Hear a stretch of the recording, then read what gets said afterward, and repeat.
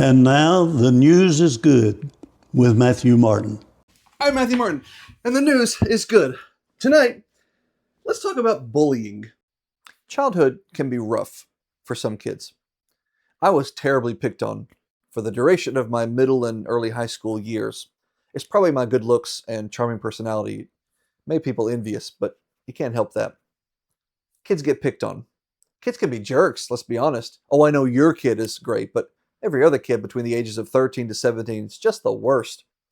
Adolescence is the era of your life where you don't really know who you are or who you're going to be yet. You have this childhood past and this adulthood future, and they're like clashing in your brain, and your brain is sending you every possible mixed signal that it can. It's tough. And some kids struggle with it the wrong way by lashing out at others. Some attack and bully just whoever they can get their hands on to have some semblance of control over their chaotic lives. As a result, we need to teach our children how to handle a bully. But more than that, we have to teach them how to handle a bully in the Christian way. Romans 12:17, pay back to no man evil for evil. Provide things honest in the sight of all men. I remember one day in 7th grade, a bully grabbed me by the collar and the belt, holding me like this, collar and belt. And he swung me in a circle, and he chucked me like a pro wrestler into the classroom's concrete wall. And I was knocked out for a few seconds. And I came to after the bell rang at the end of the day. And the teacher, who had been on her computer chatting with another teacher on Yahoo Messenger, remember that? Missed the whole interaction, though it was like 20 feet away in the same room that she was in. And she simply told me to get up and go home. School was fun. I miss it terribly. No, really, I don't. When I got home and I told my dad what happened, he told me that I would need to fight that boy. Mind you, that boy in question was a foot taller, a foot wider, and about 2 years older than me, despite being in the same grade, but I digress. Even if I wanted to fight that boy, I was not going to fight that boy. On the other hand, people sometimes tell their kids not to fight. Instead, they say, don't fight him, be the bigger person, be the better person, and just walk away. And I appreciate the call to nonviolence, but I have a problem with that on a philosophical and spiritual level.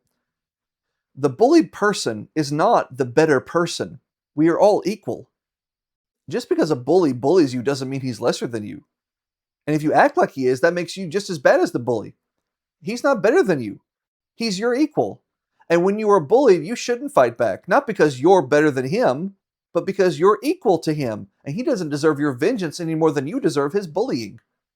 You are not his judge, jury, and executioner. God is. Give your trouble to God, and he will handle it in his own way at his own time. Romans 12:19. In the meantime, let's teach our children to feel sorry for whatever has made the bully act the way he does. Let's teach our children to pray for the bully and to pray that he stops picking on others and on that person. Let's teach our children to remember that violence is never the answer and that Jesus would have us to love and especially to love our enemies. It's not up to us to take matters into our own hands. You're not Batman. Our children need to talk to teachers and counselors and certainly their parents and of course to God. But the mindset of if he starts it, you finish it is ungodly and it sets the child on the wrong path. The mindset of don't fight him because you're better than him is just as wrong in a different way. You can't solve every problem, but you have to be patient, you have to trust in God, and you have to appreciate that God made that person just as much as he made you, and you're to love that person as much as God loves you. God bless. I hope you've had a great day today. My prayer for you as we start to wind this day down is that you will remember your calling and your purpose. Jesus says, let your light so shine before men that they may see your good works and glorify your Father in heaven. That's your calling and your purpose. There's a dozen other verses I could cite. They're slightly different. They're going to say different things, but they're all going to boil down to the same basic idea. The reason you're here, your goal in life, I guess you would say, your goal in life is to radiate the light of Jesus Christ. It is to shine the majesty of the Master. And if you do that, everything else that you might say is your actual goal. You say, no, I think this is my goal. This should be my goal. If you radiate the light of the Master and you make that your goal, everything else will fall into place. Every goal that you have will be right. So make that your goal. My prayer for you today and for tomorrow and the rest of your life is that you'll say, what can I do to shine the light of Christ? And if I do that, I'll have a good day, I'll have a good life, and I'll fulfill the goal that God set for me when he saved me on the tree. Have a great day. God bless.